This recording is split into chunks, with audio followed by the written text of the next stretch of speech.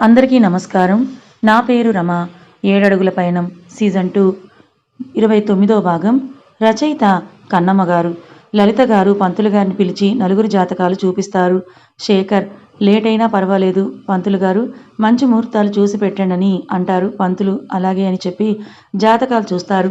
అన్నీ చూసి అమ్మా, నలుగురు జాతకాలు చూశాను, చాలా బేషుగ్గా ఉన్నాయి, ఒకరి కోసం ఒకరు అన్నట్టుగా ఉన్నారు, జాతకాలు కూడా బాగా కలిశాయని అంటారు. లలిత గారు ఆ మాటకి చాలా హ్యాపీగా ఫీల్ అవుతారు. అయితే ఇంకేం మంచి డేట్స్ చెప్పండి అంటారు శేఖర్. చూశానండి, పెళ్లికి సరిగ్గా 3 నెలల తర్వాత ఇద్దరు జంటలకు ఒకే ముహూర్తం మంచిగా ఉందని అంటారు పంతులు గారు. 3 నెలలంటే సరిపోతుందా అని అంటాడు విక్రమ్. మన పెళ్లి 2 వారాల తేడాతో జరిగింది, మీకు ఇప్పుడు 3 నెలలు తక్కువ అనిపిస్తోందా అని అంటుంది చైత్ర. అందరూ ఆ మాటకి నవ్వుతుంటే విక్రమ్ చిరుకోపంగా చైత్రను చూస్తాడు. చైత్ర అని అంటుంది. మన పిల్లల పెళ్ళిళ్ళంటే ఒక రేంజ్ ఉండాలి కదా, అందుకే అడిగానని అంటాడు విక్రమ్. పెళ్లికి కావాల్సిన ఇద్దరు మనసులు కలవడం, ఆడంబరాలు కాదు అని అంటుంది చైత్ర. విక్రమ్ చైత్రకి మాత్రమే వినిపించేలా, మరి మన మనసులు కలవకుండానే మన పెళ్లి జరిగిన విషయం మర్చిపోయావా అని అంటాడు. చైత్ర అని అతన్ని చూస్తుంటే అని కళ్ళార్పుతాడు విక్రమ్. నువ్వు అన్నది నిజమే కావచ్చు చైత్ర, కానీ జీవితంలో ఒకేసారి చేసుకునే సంబరం పెళ్లి, అది ఆడంబరంగా చేయాలని ఎవరికుండదు చెప్పు అని అంటారు అది అలా చెప్పండి మావయ్య అని అంటాడు విక్రమ్. మరి ఎంగేజ్మెంట్ గురించి ఏం చెప్పలేదని అడుగుతాడు కిట్టు. పంతులు గారు మళ్ళీ చూసి నెల తర్వాత మంచి రోజు ఉందని అంటారు. అమ్మ అన్నీ బాగానే ఉన్నాయి కదా, ఆ ముహూర్తాలు ఓకే అనుకుందామా అని అడుగుతుంది. లలిత గారు అందరూ చైత్ర చెప్పింది ఓకే అని చెప్పడంతో మంచిగా ఉన్నాయని అంటారు కదా, ఖాయం చేయండి పంతులు గారు అని అంటారు. అలాగేనమ్మా, మీరు అన్ని ఏర్పాట్లు చేసుకోండి అని చెప్పి వెళ్ళిపోతారు. తర్వాత చైత్ర విక్రమ్ వాళ్ళు కూడా ఎలా పెండ్లి పనులు మొదలు పెట్టాలని మాట్లాడుకొని ఇంటికి వెళ్ళిపోతారు. అదేంటి సార్, నేను ఒకరు ఇంటర్వ్యూ చేయడం ఏంటి అని అడుగుతుంది అద్దు. ప్రోగ్రామ్ హెడ్, ఇంటర్వ్యూ తీసుకోవాల్సిన అమ్మాయి కొన్ని రీజన్స్ వల్ల రాలేదు ఆరాధ్య, అందుకే నేను తీసుకోమని అంటున్నానని అంటాడు. బట్ సార్ అని అద్దు అంటుంటే ప్లీజ్ ఆరాధ్య అని అంటాడు ప్రోగ్రామ్ హెడ్. అతను అంతగా రిక్వెస్ట్ చేస్తుంటే కాదని అనలేకపోయింది అద్దు. థ్యాంక్స్ ఆరాధ్య, నీకు డైరెక్షన్ రీటా ఇస్తుంది అని చెప్పి వెళ్ళిపోతాడు హెడ్. రీటా చెప్పిన మాటలన్నీ మైండ్కి ఎక్కించుకొని అద్దు ఇంటర్వ్యూ హోస్ట్ చేయడానికి ప్రిపేర్ అవుతుంది. షో స్టార్ట్ అవుతుందని చెప్పడంతో రిగార్డింగ్ గ్రూప్కి వెళ్తుంది అద్దు. ఒక వ్యక్తి అక్కడ కూర్చొని ఆమె కోసమే వెయిట్ చేస్తూ ఉంటాడు. అతన్ని తను ఇంటర్వ్యూ చేయడానికి వచ్చిందని అర్థం చేసుకొని గట్టిగా ఊపిరి పీల్చుకొని తన దగ్గరికి వెళ్తుంది అద్దు. అద్విక్ తన వర్క్ చేసుకుంటూ ఉండగా తన క్యాబిన్ డోర్ ఓపెన్ చేసుకొని లోపలికి వస్తుంది సానియా. ఆమెను అలా రావడం చూసి ఆశ్చర్యపోయిన తనని పట్టుకోవడానికి సెక్యూరిటీ వస్తుంటే లీవ్ హర్ అని అంటాడు అద్విక్. సెక్యూరిటీ ఓకే సార్ అని చెప్పి వెళ్ళిపోతారు. సోనియా వాళ్ళు వెళ్ళిపోవడం చూసి ఆర్య నీతో మాట్లాడాలని అంటుంది. నీకు ముందే చెప్పాను సోనియా, నన్ను ఆర్య అని నా మరదలు తప్ప ఎవరు పిలిచినా నాకు నచ్చదు అని అద్విక్ సీరియస్గా అంటాడు. దానికి సానియా ఓకే ఫైన్, బట్ నీతో మాట్లాడొచ్చా అని అంటుంది. ఎప్పుడు చెప్పే విషయం అయితే నువ్వు వెళ్ళిపోవచ్చు, నాకు వర్క్ ఉందని అంటాడు అద్విక్. లేదు ఆ విషయం కాదని అంటుంది సానియా. అయితే చెప్పు అని అంటాడు అద్విక్. నా వల్ల కావడం లేదు అద్విక్, నిన్ను మర్చిపోవడం నాకు రావడం లేదు అని అంటుంది సానియా. దానికి నన్ను ఏం చేయమనంటావు, నీకు నేను ముందు నుండే నా మీద ఆశలు పెట్టుకోకని చెప్తూనే ఉన్నాను, బట్ నువ్వు నా మాట వినలేదు, ఇప్పుడు నేను ఏం చేయగలనని అడుగుతాడు అద్విక్. నాతో ఎలాగైనా లైఫ్ షేర్ చేసుకోను అంటున్నావు కదా, కనీసం నన్ను ఒక ఫ్రెండ్లా అయినా ట్రీట్ చేయొచ్చు కదా అని అంటుంది సానియా. అద్విక్ వాట్ అని అర్థం కాక అడుగుతాడు. ఎస్ అద్విక్, నువ్వు ఎలాగైనా నన్ను పెళ్లి చేసుకోవని నాకు అర్థమైంది, కనీసం నన్ను నీ ఫ్రెండ్లా అయినా ఉండనివ్వు, నువ్వు అలాగైనా నా పక్కన ఉన్నావని హ్యాపీగా ఫీల్ అవుతానని అంటుంది. అద్విక్ కాసేపు ఆలోచించినట్టు చూసి ఓకే సానియా అని నవ్వుతూ అంటాడు. Sania thank you Advik, thank you so much అని అతన్ని హక్ చేసుకోబోతుంటే నో నో అంటూ వెనక్కి జరుగుతాడు అద్విక్. సానియా ఓకే అని దూరంగానే ఉంటుంది. నువ్వు నా వల్ల డిస్టర్బెన్స్ అయ్యావు అని ఒకే ఒక కారణంతో ఒప్పుకుంటున్నాను, బట్ ఇది ఫ్రెండ్షిప్కి మించి ఇంకేం లేదు కదా అని అంటాడు. సానియా ఓకే అని అంటుంది. అద్విక్ నాకు ఇప్పుడు ఇంపార్టెంట్ వర్క్ ఉంది, నీతో నేను తర్వాత మాట్లాడతానని అంటాడు.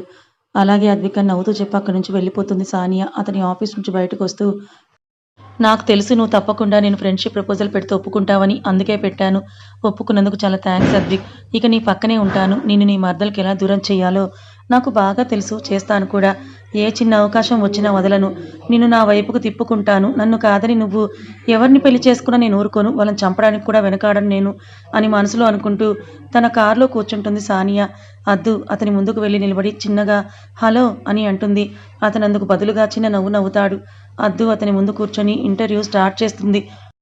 స్టార్టింగ్ భయపడిన మెల్లిమెల్లిగా ఇంటర్వ్యూని ఎదుర్కొడుతుంది. ఇంటర్వ్యూ అయిపోయిన తర్వాత అతని దగ్గర సెలవు తీసుకుంటూ వెళ్ళిపోతుంటే ఆరాధ్య గారు అని పిలుస్తాడు ఆ వ్యక్తి. హా అని అంటుంది అద్దు. ఆరాధ్య గారు నాకు మీ ఆటోగ్రాఫ్ ఇస్తారని అడుగుతాడు అతను. ఏంటి అని ఆశ్చర్యంగా అడిగింది అద్దు. మీరు నన్ను గుర్తుపట్టలేదని నాకు అర్థమైంది. నేను మీ షోకి ఎప్పుడు కాల్ చేసే కృష్ణ అని అంటాడు ఆ వ్యక్తి. దెబ్బకి మైండ్ బ్లాక్ అయిపోతుంది అద్దుకి. ఇప్పటికైనా మీతో మాట్లాడొచ్చా అని అడిగాడు. అద్దు ఆ అయోమయంలోనే హా అని తలూపింది. ఇద్దరూ కలిసి పక్కనున్న కేఫ్కి వెళ్తారు. నిజంగా నాకు నమ్మశక్యంగా లేదండి. మీరు ఒక గ్రేట్ మోడల్ అయ్యుండి రోజు నాకు కాల్ చేసి మాట్లాడతారని ఆశ్చర్యంగా అడిగింది అద్దు. కృష్ణ చిన్నగా నవ్వుతూ నేను మీకు పెద్ద ఫ్యాన్ అండి అంటాడు. అద్దు ఆ మాటకు నవ్వి థ్యాంక్స్ అండి అంటుంది. కృష్ణ తనని అలాగే చూస్తూ మీ వాయిస్ మాత్రమే అనుకున్నాను. మీరు, మీ నవ్వు, మీ నడవడిక అన్నీ బాగున్నాయని అంటాడు.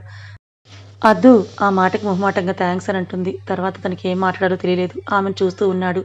ఆమెకు అతని చూపులు ఇబ్బందిగా అనిపిస్తుంటే అవును మీ రాధకి మీ ప్రేమ విషయం చెప్పారా అని అడుగుతుంది. చెప్పడానికే వచ్చానని అంటాడు కృష్ణ. అవునా ఎలా అని అద్దు అడుగుతూ ఉండగా వెయిటర్ వచ్చి వాళ్ళ ముందు ఐటమ్స్ పెట్టి వెళ్తాడు. మీరు అడిగిన ప్రశ్నకు సమాధానం మీ ముందే ఉందని అంటాడు. అద్దు ఏంటని అయోమయంగా అడుగుతూ తన ముందున్న ఐటమ్ వైపు చూస్తుంది. తన ముందున్న ప్లేట్లో ఐ లవ్ యూ అని రాసుంది. అది చూసి షాక్ అవుతూ అతని వైపు చూస్తుంది అద్దు. నేను ఒకరితో ప్రేమలో పడతానని ఎప్పుడు అనుకోలేదు, కానీ మీతో ప్రేమలో పడిపోయాను. మీరంటే నాకు చాలా ఇష్టం. మిమ్మల్ని నేను కలుస్తానని ఎప్పుడు అనుకోలేదు, కానీ కలిస్తే మాత్రం మీకు నా ప్రేమ విషయం చెప్పాలనుకున్నాను. అందుకే మీకు ప్రపోజ్ చేయాలని డిసైడ్ అయ్యానంటాడు.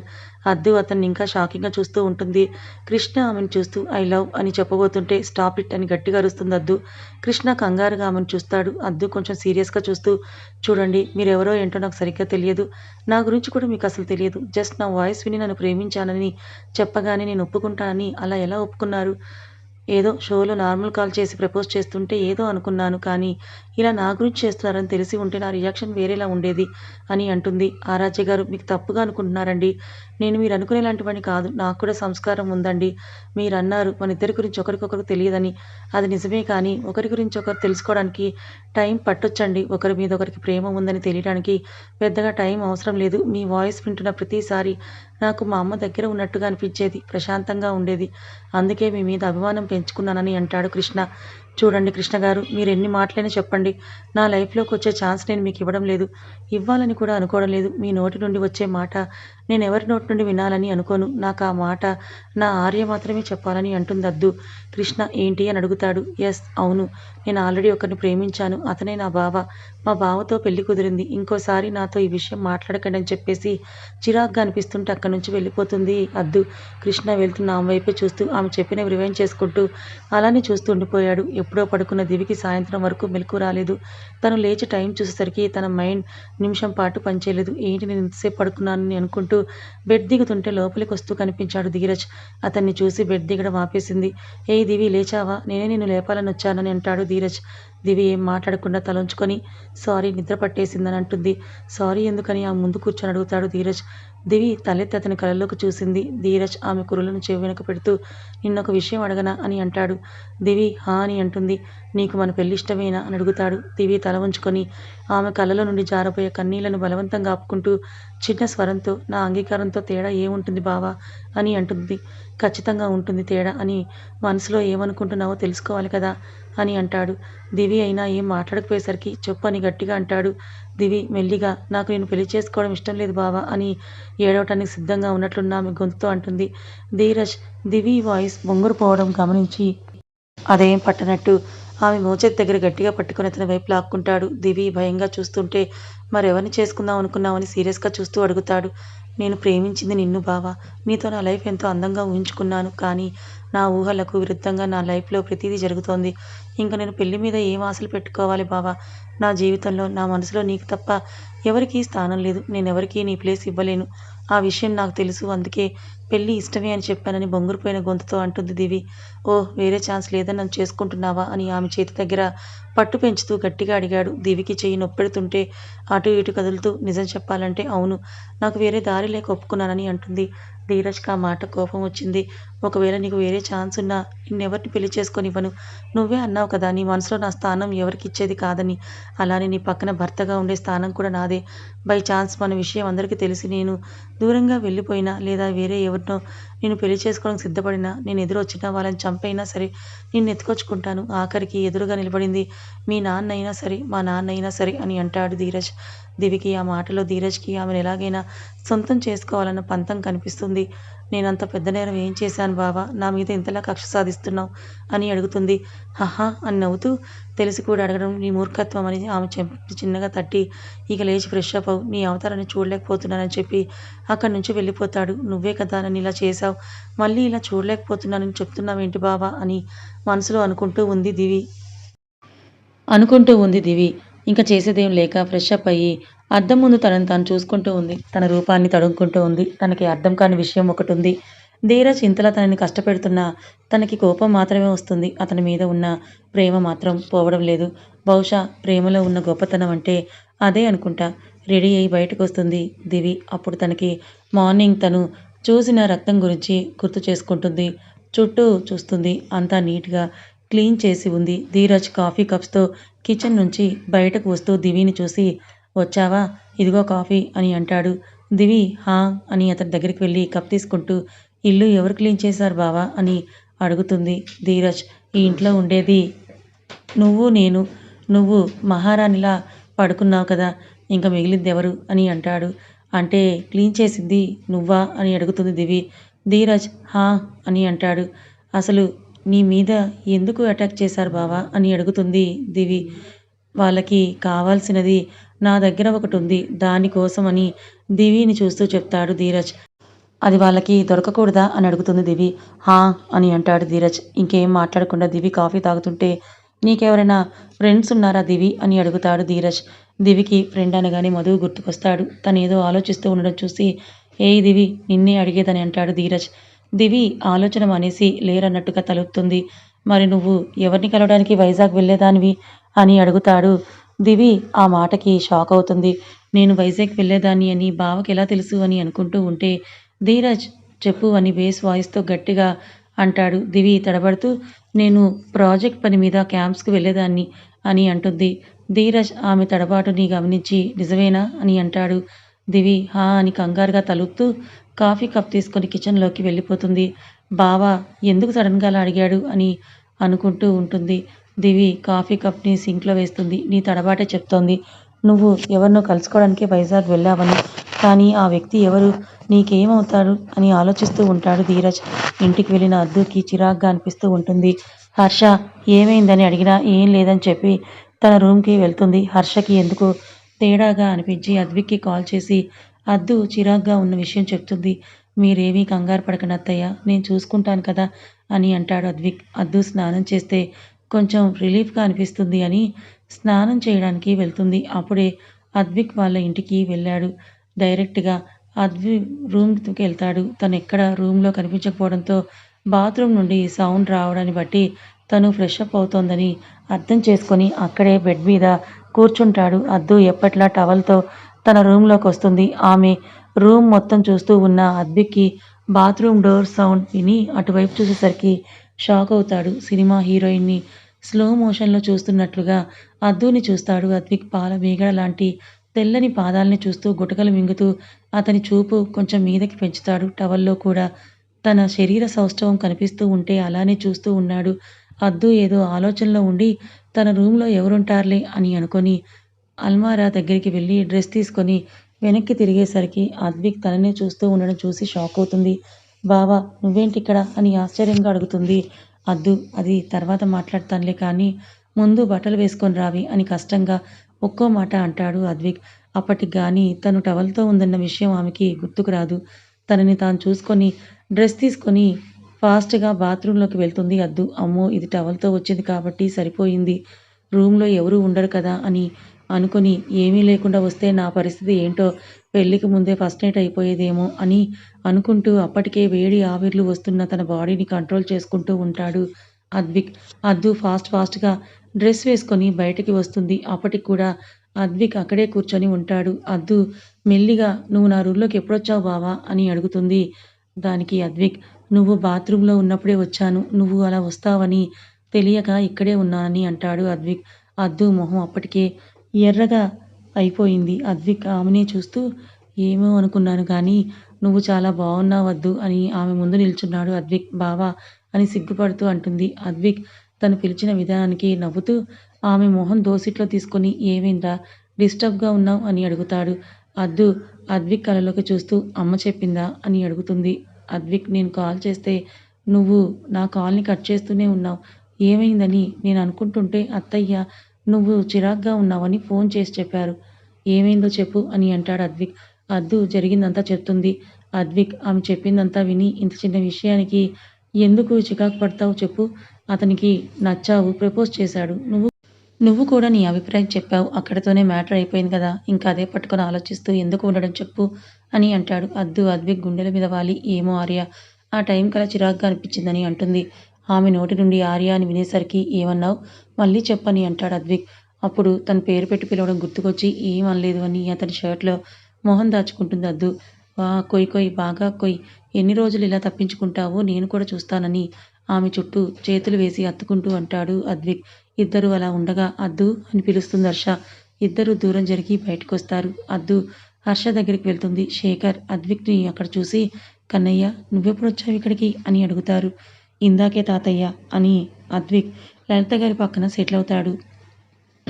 మా కన్నయ్య మొహం చూడండి అప్పుడే పెళ్లికల వచ్చేసింది అని అద్విక్ మొహం తడుముతూ అంటారు లలిత గారు.